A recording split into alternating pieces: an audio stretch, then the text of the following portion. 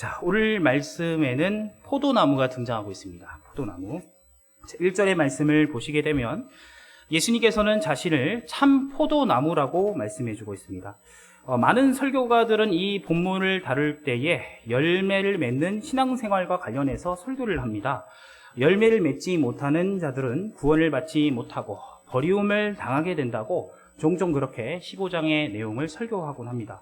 그러나 오늘 말씀은 단순히 열매를 맺는 신앙의 그 행위만을 이야기하고 있는 것이 아닙니다. 그것만을 강조하고 있다는 것이 아니죠. 이 본문을 제대로 이해하기 위해서는 요한복음 2장 21절의 말씀을 함께 살펴볼 필요가 있습니다. 제가 한번 대표로 읽어보겠습니다. 요한복음 2장 21절의 말씀을 제가 대표로 읽겠습니다. 그러나 예수는 성전된 자기 육체를 가리켜 말씀하신 것이라. 아멘.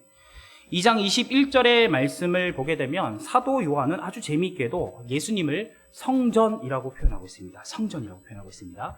쉽게 이야기해서 예수님과 성전을 동일하게 보고 있다는 것이죠. 2장에 등장하고 있는 성전과 그리고 15장에 등장하고 있는 참 포도나무는 모두 동일한 뜻을 담고 있습니다. 2장에 등장하는 성전 그리고 15장에 등장하고 있는 이 참 포도나무는 모두 동일하게도 성전된 그 예수님, 즉 신약의 공동체인 교회를 설명하고 있는 구절이라고 볼 수 있습니다. 연필이 있거나 펜이 있으시면 그 요한복음 15장에 있는 이 참 포도나무의 교회라고 꼭 기록해 주시기를 바랍니다. 저희의 이야기가 아니라 퀘스텐베르거라고 하는 신학자가 이야기했던 주장 중에 하나입니다. 그렇기 때문에 요한복음 15장에 등장하는 참 포도나무의 비유는 신약의 공동체를 설명하는 아주 중요한 구절이라고 볼 수 있습니다. 사도 요한은 의도적으로 신약의 공동체를 설명할 때에 예수님을 성전이라고 표현하고 있고 그리고 예수님을 포도나무로 표현하고 있는 것입니다. 왜냐하면 예수님을 통해서 신약의 교회가 만들어졌고 그리고 그 예수님의 가르침을 통해서 교회가 형성되어지기 때문에 그렇기 때문에 사도 요한은 문학적인 기법으로 의도적으로 예수님을 교회다, 성전이다, 참 포도나무다라고 이야기를 해주고 있는 것입니다. 추가적으로 설명을 하자면 이사야서의 말씀을 보게 되면 구약 성경에서 포도나무를 설명할 때에는 꼭 구약의 공동체를 꼭 이렇게 포함해서 설명을 했습니다. 그렇기 때문에 15장에 등장하는 참 포도나무는 신약의 시대인 교회를 나타내주고 있는 아주 중요한 본문이라고 볼 수 있는 것입니다. 사랑하는 성도 여러분, 우리는 오늘 말씀을 통해서 왜 예수님께서 교회를 만드셨는지에 대해서 함께 살펴볼 필요가 있습니다. 그리고 이 교회는 어떠한 역할을 감당해야 되는지에 대해서도 함께 살펴보고자 합니다. 함께 본문을 보겠습니다. 우리 2절의 말씀을 함께 봉독하겠습니다. 15장 2절의 말씀입니다. 물은 내게 붙어 있어 열매를 맺지 아니하는 가지는 아버지께서 그것을 제거해 버리시고 더 열매를 맺게 하려 하여 그것을 깨끗하게 하시느니라. 2절의 말씀을 보게 되면 아주 재미있고 흥미로운 구절이 있습니다. 2절 상반절의 말씀을 보게 되면 제거해 버린다라고 하는 구절을 가지고 있습니다. 이것을 좀 헬라어의 뉘앙스대로 이야기를 하면 정결하게 만든다라는 뜻을 가지고 있습니다. 한글 성경을 보게 되면 제거해 버린다라는 뜻을 가지고 있지만 이것이 헬라어의 문학적 기법이나 그리고 사도 요한의 문학적 기법으로 봤을 때 이 제거해 버린다라고 하는 뜻은 사실은 정결하게 만든다라고 하는 신학적인 의미가 담겨져 있는 구절입니다. 제거해 버린다라고 하는 구절은 쉽게 이야기해서 열매를 맺지 못하는 가지를 하나님께서 과감하게 잘라버리신다는 일종의 이 가지치기의 내용을 담고 있습니다.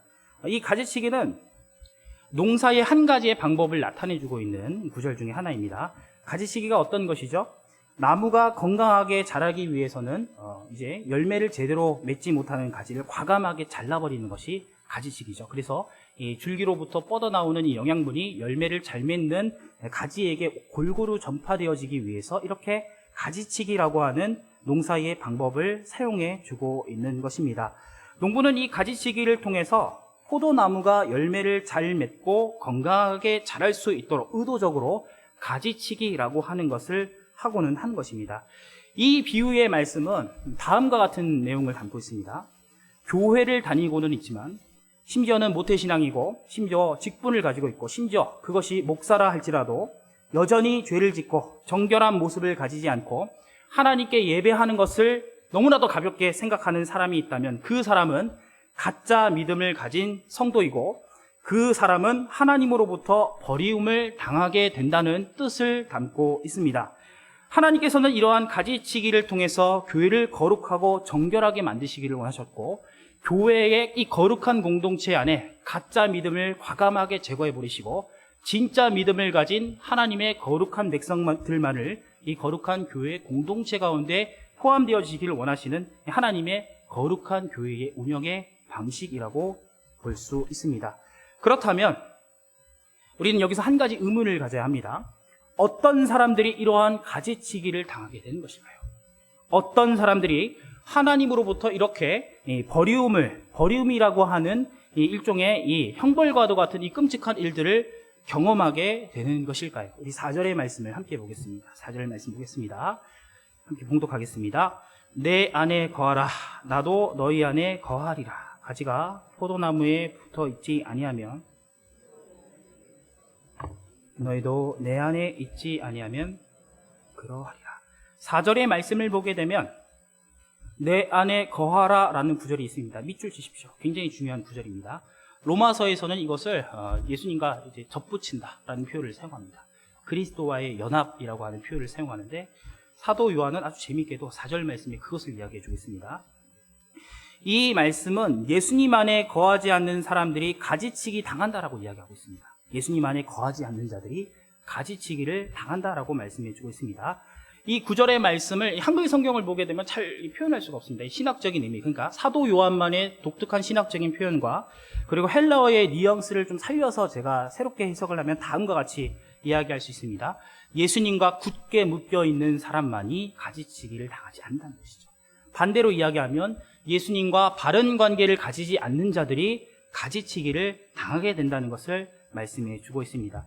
그러니까 가지치기를 당하는 사람들은 교회를 다니고는 있지만 예수님과 아무런 관계가 없는 사람들, 예수님을 생각하지 않고 예수님의 그 십자가를 생각했을 때에 마음속에 사랑의 감정이 솟아나지 않고 예수님을 생각했을 때에 하나님의 영광을 위해서 살고자 하는 마음이 없는 자들이 과감하게 가지치기를 당한다라고 말씀해 주고 있습니다. 이것을 신구약 성경 66권의 관점에서 보게 되면 신학적으로 다음과 같이 설명할 수 있습니다. 가지치기를 당하는 사람들은 결과적으로 하나님의 은혜, 즉 거듭남의 은혜를 경험하지 않는 사람들이 이 가지치기를 당한다는 겁니다. 거듭남이라는 것이죠. 사랑하는 성도 여러분, 거듭남이라고 하는 것이 무엇입니까? 요한복음은 아주 재미있게도 이 거듭남이라고 하는 주제를 너무나도 많이, 어떤 신약 성경보다 너무나도 많이 설명합니다. 때로는 이 거듭난 성도를 예수님을 사랑하는 아름다운 신부에 표현하기도 하고 또 이 거듭남을 예수님을 사랑하는 진짜 믿음의 표징이라고 표현하기도 합니다. 성경에서, 즉 이 요한복음에서 이야기하는 거듭남이라고 하는 것은 영혼이 새롭게 태어나는 것을 말합니다. 우리가 가지고 있던 이전의 영혼은 완전히 사라지고 모태에서부터 어머니로부터 가지고 온 이 죄인의 영혼은 완전히 삭제가 되어지고 하늘로부터 다시 태어나는 것이 거듭남이라고 하는 것이 바로 이 놀라운 은혜라는 것입니다. 이 거듭남이라고 하는 것은 아주 놀라운 성격을 가지고 있습니다. 요한복음은 이제 뒤에서 이야기를 하겠지만 거듭남이라고 하는 것은 첫 번째로 예배를 그 무엇보다 소중하게 생각합니다. 왜냐하면 우리가 예배를 위해서 구원을 받았기 때문에 거듭난 순간 주일의 예배를 그 무엇보다 가치 있게 여기고 거듭났기 때문에 이 예배를 통해서 하늘에 계신 하나님께 사랑의 감정을 마음껏 드릴 수 있기 때문에 예배를 그 무엇보다 소중하게 생각하고 있는 것입니다. 그리고 두 번째로 죄를 멀리합니다. 하나님께서 그 죄를 미워하시고 하나님께서 그 죄를 슬퍼하신다는 사실을 거듭난 자들이 알기 때문에 죄를 멀리한다는 것이죠. 그리고 세 번째로 늘 하나님의 말씀을 가까이 하고 복종하기를 기뻐합니다. 요한복음 13장 그리고 14장의 말씀은 이것을 이렇게 표현합니다. 예수님을 사랑하기 때문에, 거듭나기 때문에 하나님의 말씀을 가까이 하고 말씀을 준행하며 순종한다라고 말씀해 주고 있습니다. 만약 여러분들 마음속에 이러한 마음이 없다면 기도해야 합니다. 여러분들의 마음속에 예배를 향한 마음의 열망이 없다면 정말 진지하게 자신의 믿음을 심각하게 고찰해 볼 필요가 없습니다. 단순히 저의 이야기가 아니라 요한복음 14장 21절의 말씀에 분명히 그렇게 기록되어지고 있고 그리고 조나단 에드워즈라고 하는 17세기의 신학자가 분명히 그렇게 말씀해 주고 있고 그리고 헤르만 바빙크라고 하는 네덜란드 신학자가 그렇게 분명하게 말씀해 주고 있습니다. 만약 여러분들이 예수님을 사랑하고 있지 않다면, 그리고 예배의 소중함을 마음속 깊이 경험하지 않는다면, 그리고 여러분들의 자녀들이 예수님을 사랑하지 않는다면 심각한 마음으로, 철저한 마음으로 하나님께 반드시 기도를 해야 하는 것입니다. 자, 2절의 말씀을 보게 되면 버리움을 당하는 사람들은 가짜 그리스도인들을 이야기한다는 것이죠. 믿음을 가지지 못하는 가짜 그리스도인들을 이야기한다는 것입니다. 왜냐하면 이러한 가지치기를 통해서 하나님께서는 가짜 그리스도인들을 공동체 밖으로 내쫓아 버리시고 진정한 예수님을 믿는 거룩한 공동체만을 교회 안에 품게 하시고 유지하게 하시는 하나님의 그 통치의 방법이 이 가지치기의 사역 가운데 있다는 것입니다. 하나님께서 이렇게 가지치기의 사역을 그토록 강조하신 이유는 교회의 정결함을 그 무엇보다 하나님께서 원하고 계시기 때문입니다. 우리 8절의 말씀을 함께 보겠습니다. 함께 읽어보도록 하겠습니다. 시작. 너희가 열매를 많이 맺으면 내 아버지께서 영광을 받을 것일 것이요. 그다음에 8절의 말씀을 보게 되면 거룩한 하나님의 교회 공동체가 가지치기에서 살아남은 열매를 맺는 하나님의 거룩한 공동체가 어떠한 목적을 가지고 존재해야 되는지에 대해서 말씀해 주고 있습니다. 쉽게 이야기해서 교회가 존재하는 존재의 목적에 대해서 8절의 말씀이 말씀해 주고 있다는 것입니다. 어떻게 쓰여지고 있습니까? 교회라고 하는 것은 누구의 영광을 위해서 존재하는 것이라고 말씀해 주고 있습니까? 아버지의 영광을 위해서 존재하는 것이다 라고 말씀해 주고 있습니다. 이 말씀은 너무나도 놀랍게도 요 에베소서 1장에도 아주 그대로 쓰여지고 있습니다. 사도 바울은 에베소서 1장에 이렇게 설명해 주고 있습니다. 교회를 설명하는 그 에베소서의 말씀에 교회의 존재의 목적은 하나님의 영광을 나타내는 것이다 라고 말씀해 주고 있습니다.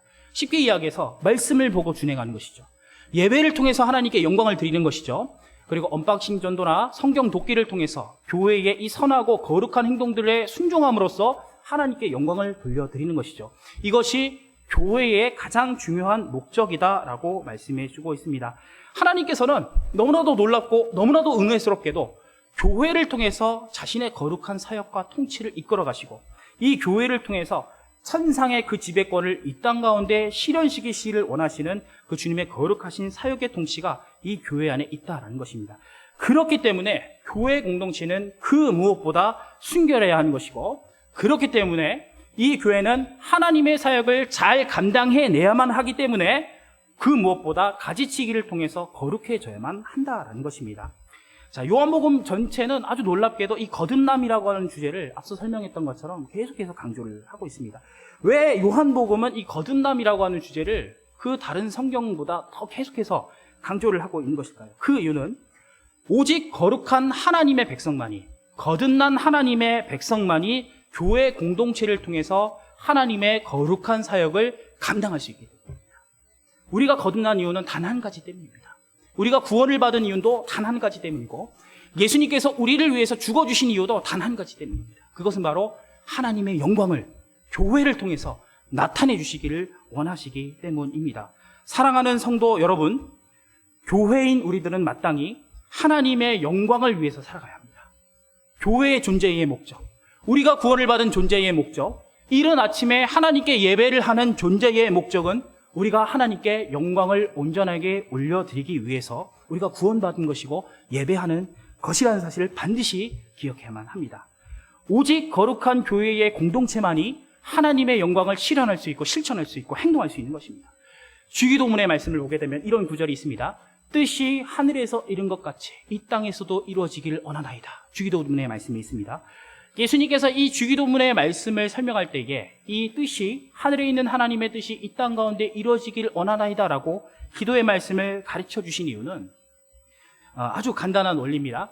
하늘에 있는 하나님의 그 영적인 거룩한 통치가 교회를 통해서 나타나시기를 원하시는 것이죠. 하나님의 이 거룩한 하나님의 영광의 통치, 하나님의 말씀으로 물으시든 되는 이 거룩한 천상의 통치가 이 땅 가운데 실현되어지기를 원하는 마음이 이 주기도문의 말씀에 있다는 겁니다. 제 이야기가 아니라 종교개혁자 칼빈이 기독교 강요 3권에 그렇게 말씀해 주고 있습니다. 교회의 존재의 목적은 천상에 있는 하나님의 그 영원한 영광의 통치가 이 교회의 거룩한 사역을 통해서 나타나야 한다라고 말씀해 주고 있습니다. 그것을 실현하기 위해서 하나님께서는 과감하게 가짜 믿음을 가지시게 하시고 거룩한 믿음만을 교회 가운데 있게 한다라는 것입니다. 그렇기 때문에 종암제일교회는 언제나 거룩한 교회 공동체가 되어줄 수 있도록 노력해야 한다는 것이죠. 왜냐하면 이러한 거룩한 교회 공동체를 통해서 하나님의 천상의 영광의 그 실체가 교회를 통해서 존재할 수 있기 때문입니다. 그렇다면 어떻게 해야 종암제일교회는 하나님의 영광을 나타내는 거룩한 공동체로 거듭날 수 있는 것일까요? 어떻게 해야 우리가 하나님의 거룩한 영광을 이 땅 가운데 실천하는 거룩한 그 영광의 실현을 나타낼 수 있게 되는 것일까요? 답은 매우 간단합니다. 12절의 말씀을 함께 보겠습니다. 우리 12절의 말씀을 함께 공독하겠습니다. 내 계명은 곧 내가 너희를 사랑한 것 같이 너희도 서로 사랑하라 하는 이것이다. 12절의 말씀은 우리가 하나님의 영광을 교회를 통해서 나타내기 위해서는 가장 먼저 우리가 서로 사랑하는 것을 해야 한다라고 말씀해 주고 있습니다. 상식적으로 하나님의 영광을 이 땅 가운데 나타나기 위해서는 교회 봉사를 하는 것이 가장 첫 번째 의무여야만 하는 것이 상식적일 것입니다. 하나님의 영광을 이 땅 가운데 나타내려면 교회 봉사 열심히 하라고 이렇게 강조하면 되는 것이죠. 그런데 말씀은 너무나도 놀랍게도 우리가 가장 먼저 해야 하는 것은 교회 봉사보다 서로 사랑할 수 있도록 노력해야 한다라고 말씀해 주고 있습니다. 사랑하는 성도 여러분, 예수님께서 교회를 통해서 하나님의 영광을 나타내시기를 원하시고, 그리고 우리들에게 가장 먼저 말씀해 주고 계시는 명령은 서로 사랑해야 한다라고 그렇게 말씀해 주고 있습니다. 말씀은 재미있게도 교회 안에서 하나가 되어져야 하는 것을 그 무엇보다 강조해 주고 있습니다. 하나님께서는 우리의 하나됨을 통해서 자신의 영광을 실현시키고 우리의 사랑 나눔을 통해서 하늘에 있는 천상의 통치를 이 땅 가운데 실현하시기를 원하신다라고 말씀해 주고 있습니다. 하나님께서 가장 가증스럽게 여기는 죄가 있습니다. 하나님께서 가장 가증스럽게 여기는 죄는 첫 번째로 예배입니다. 예배. 그리고 두 번째는 교회 공동체를 미워하고 시기하는 겁니다. 이게 주님께서 가장 가증스럽게 여기는 죄입니다. 사도행전 말씀을 보게 되면 하나님으로부터 심판을 받는 자들의 공통적인 특징은 교회의 정결함을 부도덕하게 여기는 사람들이었습니다. 특별히 교회 안에서 분란을 일으키고 그리고 남을 미워하고 시기하고 다툼을 조장하는 사람을 그 무엇보다 하나님께서 가증스러운 죄로 여기셨다라고 말씀해 주고 있습니다. 그렇기 때문에 우리가 하나님의 거룩한 사역을 온전하게 실천하기 위해서는 가장 먼저 우리의 하나됨을, 사랑의 하나됨을 나타낼 수 있도록 노력해야 한다는 것이죠. 그러나 문제가 있습니다. 우리는 철저한 죄인이기 때문에 교회 안에서 하나 된다는 것이 그 무엇보다 소중하고 그 무엇보다 가치 있다는 것을 알고는 있지만 여전히 우리는 이웃을 미워하고 여전히 우리는 이웃을 시기하는 죄인의 성향이 우리의 마음속에 있다는 겁니다. 우리는 열심히 노력해서 이웃을 사랑하고 노력하고 싶지만 여전히 우리의 마음속에는 남을 미워하고 시기하는 마음이 우리의 마음속에 존재한다는 것입니다. 서로 비방하는 것을 그치지 아니하고 서로 미움과 다툼의 마음을 가지고 다른 사람을 정죄하기에 바쁜 것이 죄인된 우리의 마음이다라고 말씀해 주고 있습니다.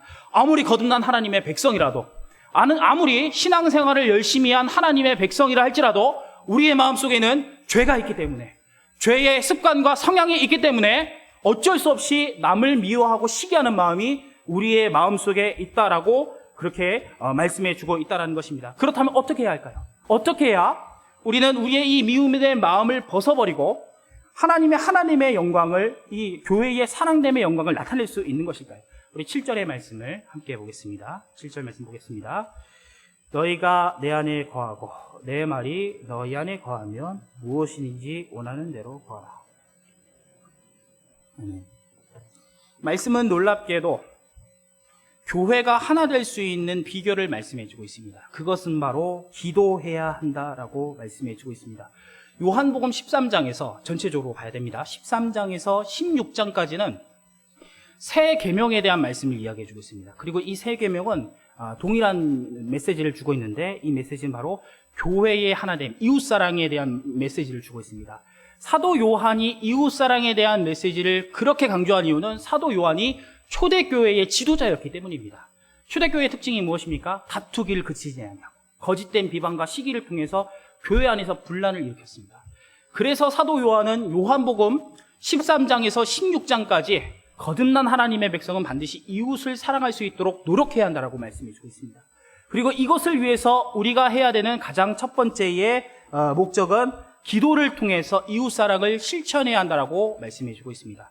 빌립보서 4장 13절의 말씀을 보게 되면 이것과 아주 유사한 구절이 등장하고 있습니다. 4장 13절의 말씀을 제가 한번 읽어보겠습니다. 내게 능력 주시는 자 안에서 내 모든 것을 할 수 있느니라. 아멘. 자, 이 4장 13절의 말씀에 등장하고 있는 능력 주시는 자 안에서 모든 것을 할 수 있다. 이 말씀의 뜻은 하나님께 능력을 구하면 말씀대로 행동할 수 있다는 뜻을 담고 있습니다. 하나님께 기도를 통해서 이웃사랑을 위해서, 이웃의 하나됨을 위해서 내가 노력할 수 있도록 도와주십시오라고 기도를 하게 된다면 하나님께서 그 능력을 주시겠다라고 말씀해 주고 있는 것입니다. 요한복음은 교회 안에서 우리가 서로 비방하지 않고 사랑할 수 있기 위해서는 가장 먼저 하나님께 기도로 도움을 구해야 한다라고 말씀해 주고 있습니다. 다른 누군가를 사랑한다는 것은 지극히 어렵고 힘든 일입니다. 심지어 가족 안에서도 서로 사랑하고 이해하고 신뢰하는 것이 그 무엇보다 힘들고 어렵다는 사실, 저뿐만 아니라 여러분들도 분명히 알고 있는 사실일 것입니다. 그렇기 때문에 하나님께 기도하라는 것이죠. 그렇기 때문에 이웃을 사랑하는 것이 그 무엇보다 힘이 들기 때문에 하나님께 기도하라라고 말씀해 주고 있습니다. 나의 능력으로는 도저히 안 되는 것이죠. 나의 노력으로는 도저히 안 되기 때문에 이웃사랑의 실천을 감당해내기 위해서 하나님께 기도해야 한다라고 그렇게 말씀해 주고 있는 것입니다. 인정해야 됩니다. 우리는 철저한 죄인이기 때문에 나의 능력과 노력으로 이웃을 사랑할 수 없습니다. 저도 그렇습니다. 목사인 저조차도 이웃을 사랑하기 위해서는 나의 노력과 나의 힘으로는 도저히 안 된다는 사실을 분명히 알고 있습니다. 그렇기 때문에 날마다 하나님께 기도해야 하는 것이죠. 날마다 교회의 하나됨을 통해 하나님의 영광을 나타내야 하니까, 하나님의 영광을 어떻게 해서든지 교회를 통해서 나타내야 하니까 하나님을 위해서 마음을 다해서 하나님께 기도해야 한다라고 그렇게 말씀해 주고 있다는 것이죠. 우리가 철저한 죄인이기 때문에, 그렇기 때문에 하나님께 이 하나됨을 놓고 기도해야 한다라고 말씀해 주고 있는 것입니다. 교회가 하나님의 영광을 나타내기 위해서는 가장 첫 번째로 이 하나됨을 위해서 노력하고 그 하나됨을 위해서 기도해야 한다라고 말씀해 주고 있습니다. 그렇다면 하나가 된 종암제일교회가 하나님의 영광을 나타내기 위해서 그 다음으로 실천해야 하는 것은 어떤 것입니까? 우리 15절의 말씀을 함께 보겠습니다. 15절의 말씀을 함께 봉독하겠습니다. 이제부터는 너희를 종이라 하지 아니하리니 종은 주인이 하는 것을 알지 못합니다. 너희를 친구라 하였노니 이게 하였습니다. 자, 15절 말씀을 보게 되면 예수님께서 우리를 종이라 부르시지 아니하시고 친구로 부르시겠다라고 말씀해 주고 있습니다. 친구. 자, 15절의 말씀에 친구라고 하는 것은 우리가 흔히 알고 있는 같은 나이 또래의 친구를 이야기하는 것이 아닙니다. 제가 올해로 35살인데 예수님이 35살이라고 해서 뭐 친구로 맞먹는다는 뜻을 가지고 있다는 것이 아닙니다. 15절의 말씀에 등장하는 친구라고 하는 것은 이 동역자를 나타내는 아주 고유한 문학적 기법입니다. 친구 옆에 동역자라고 쓰십시오. 굉장히 중요한 신학적 표현입니다. 자, 15절 말씀에 등장한 친구를 동역자로 바꾸어서 본문의 말씀을 읽게 되면 이 본문의 뉘앙스를, 이 사도 요한의 의도를 제대로 파악할 수 있습니다. 자, 15절의 말씀을 보십시오. 15절의 말씀을 눈으로 보게 되면 예수님께서 우리를 더 이상 종으로 생각하지 않고 하나님의 사역을, 예수님의 사역을 함께 이끌어갈 동역자로 삼아 주시겠다라고 말씀해 주고 있습니다. 구약의 관계에서는, 구약 성경의 관계에서는 하나님의 말씀에 적극적으로 순종해야 되는 왕과 신하의 관계, 그렇죠? 그 주종의 관계가 있었다라면 신약의 시대에서는 예수님을 통해서 우리가 예수님의 사역에 적극적으로 동참하는 동역자의 관계가 형성되어진다라고 그렇게 15절의 말씀은 말씀해 주고 있는 것입니다. 사랑하는 성도 여러분, 여러분들이 하나가 되기 위해서 기도를 하고 하나님의 영광을 나타내기 위해서 노력을 하게 된다면 여러분들은 이미 예수님의 십자가의 사역에 동참하고 참여하고 있는 동역자의 관계를 가지고 있다는 사실을 반드시 기억해야 합니다. 예수님의 동역자는 예수님의 사역을 대신 감당하는 자들을 이야기합니다. 쉽게 이야기해서 교회에서 봉사를 하는 교회의 봉사자들을 두고 그렇게 이야기를 할 수 있다는 것이죠. 저는 종암제일교회에서 무려 6년 동안 유초동부 한 부서를 섬겼습니다. 너무나도 영광스럽게도 신대원 가기 전에 이 교회에 부임을 했고, 그리고 신대원에 입학하고, 그리고 전도사가 되고 강도사가 되고 목사가 되어줬습니다. 여러분들의 사랑과 응원이 있었기 때문에 교회에서 한 6년 동안 한 가지 부서를 열심히 섬길 수가 있었습니다. 정말 원 없이 섬겼습니다. 신방도 정말 열심히 하고, 그리고 하고 싶은 사역도 마음껏 했습니다. 어떻게 보면 저희의 인생에 있어서 가장 찬란했던 청춘의 전부를 종암제일교회 전부에게 바쳤습니다. 너무나도 감사하게도. 제가 이렇게 원 없이 헌신하고 사역할 수 있었던 그 이유는 저희의 동역자가 있었기 때문입니다. 물론 부교역자 여러분들도 계시지만, 그리고 담임 목사님도 계시지만, 제가 원 없이 헌신할 수 있었던 그 근원적인 동역자는 바로 유초동부 부서 선생님들입니다. 부서 선생님들입니다. 유초동부 선생님들이야말로 예수님의 진정한, 그리고 모든 주일학교 선생님들이야말로 예수님의 진정한 동역자들이라고 볼 수 있습니다. 우리 선생님들은, 주일학교 선생님들은 주 일주일 동안 5일 동안 열심히 가정을 섬기고 직장을 섬깁니다. 그리고 주말을 반납하며 하나님을 위해서 헌신 봉사하는 자들이 바로 주일학교 선생님들입니다. 토요일날 아이들을 돌보고 주일날 아이들을 가르칩니다. 주 7일 동안 단 하루도 쉬지 않고 온전히 교회를 위해서 봉사를 하는 것이 바로 주일학교 선생님들의 사역이라고 볼 수 있습니다. 유초동부 선생님들이 예수님의 동역자였기 때문에 교회를 위해서 봉사를 할 수 있다는 것이죠. 이처럼 교회의 동역자들의 특징은 나의 유익을 살피기보다는 하나님의 영광을 위해서 자신을 희생하고자 하는 이 희생의 정신이 있었기 때문에 저를 통해서, 그리고 저와 더불어서 하나님을 위해서 희생하고 봉사할 수 있다는 것입니다. 사랑하는 종암제일교회 성도 여러분, 그리고 유초동부의 교사 선생님 여러분, 여러분들은 주님을 사랑하고 있기 때문에 하나님의 영광을 가장 무엇보다 소중하게 여기고 그 영광을 위해서 살기를 원하고 있기 때문에 지금도 이렇게 예배에 참석하고 조금 있다가 교회 학교를 위해서 순종하시리라 믿어 의심치 않습니다. 저는 여러분들의 그 수고 헌신을 결코 잊지 않을 겁니다. 제 6년의 그 헌신은 청년의 모든 것들을 갈아 넣은 사역이었을 뿐만 아니라, 그리고 6년 동안 저를 통해서 어린 영혼들을 섬기고 수고했었던 우리 교사 선생님들을 저는 결코 잊지 않을 것입니다. 그리고 2년여 동안 저와 함께 했었던 우리 바나바와 새가족부 여러분을 절대 잊지 못할 것입니다. 만약 여러분들이 하나님의 영광을 나타내시기를 원하신다면, 지금 여기 있는 여러분들이, 그리고 영상으로 예배하시기를 원하시는 많은 성도님들께서 하나님의 영광을 우리 종암제일교회를 통해서 실현시키고 나타내시기를 원하신다면 내년도에 교사로 꼭 지원하시기를 바랍니다. 영혼을 양육하는 그 섬김보다 값진 것은 없습니다. 물론 다양한 교회의 섬김이 가장 중요하고 소중한 것이지만 교육부서를 통해서 영혼을 위해서 기도하고 섬기는 그 사역보다 가치 있는 것은 없습니다. 저희 설교가 여러분들에게 도전이 되어줬으면 좋겠습니다. 내년도의 사역이 어떤 방향으로 흘러갈지는 모르겠지만 여러분들의 마음속에 영혼을 섬기고자 하는 마음의 섬김과 열심이 있다면 꼭 교사로 섬겨주시기를 바랍니다. 참고로 말씀드리자면 오늘까지 교사 지원서 제출하는 날입니다. 이 시간 함께 통성으로 기도했으면 좋겠습니다. 우리 기도하도록 하겠습니다. 우리 함께 기도하겠습니다. 이 기도의 제목을 가지고 함께 통성으로 기도했으면 좋겠습니다. 하나님 아버지, 우리가 서로 사랑하고 하나가 되어줄 수 있도록 도와주시옵소서.